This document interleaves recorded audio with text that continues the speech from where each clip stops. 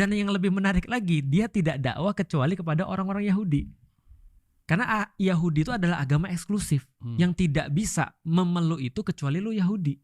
Dan itu berarti by keturunan, bukan by converting someone gitu maksudnya. Nah, baru setelah terus kemudian Yesus wafat, murid-murid Yesus diskusi, gimana kalau ada orang non Yahudi mau ikut ajaran Yesus? I see. Maka ada yang bilang gak boleh. Kenapa? Ini khusus Yahudi. Ada yang bilang boleh dong. Setelah mereka berdua berdebat, akhirnya terkenalah satu orang yang berdakwah kepada non Yahudi, namanya Paulus. Gitu. Yang kelak disebut Paul. the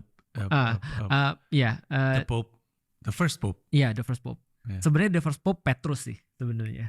Tapi ya dia dikatakan sebagai orang cukup penting karena Petrus sama Paulus kan punya pandangan berbeda. Akhirnya Petrus memilih berdakwah di Antiok, lalu kemudian Paulus memilih untuk berdakwah di Izmir. Ya. Soalnya waktu kalau kita ke Vatikan itu kan makam-makamnya kan ada semua tuh di bawah. Betul. Yang menarik, ini kontroversi nih. Tapi menarik. Kan senang kontroversi kan Mas? Orang bilang sampai sekarang ada banyak sekali ilmuwan yang mengatakan apakah benar Petrus pernah ke Vatikan. Itu mereka raguin banget. Karena tidak ada catatan sejarah bahwasanya Petrus pernah ke Vatikan. Dan gak pernah dia ngomong sendiri. Dan kalau memang dia ke sana pasti murid-muridnya sudah ngasih tahu bahwasanya Petrus pergi ke Vatikan. Problematikanya adalah karena Petrus ini punya legitimasi yang sangat kuat dari Yesus. Karena Yesus mengatakan bahwasanya gerejaku akan tegak di atas batu karang. Dan batu karang dalam bahasa Yunani adalah Petros.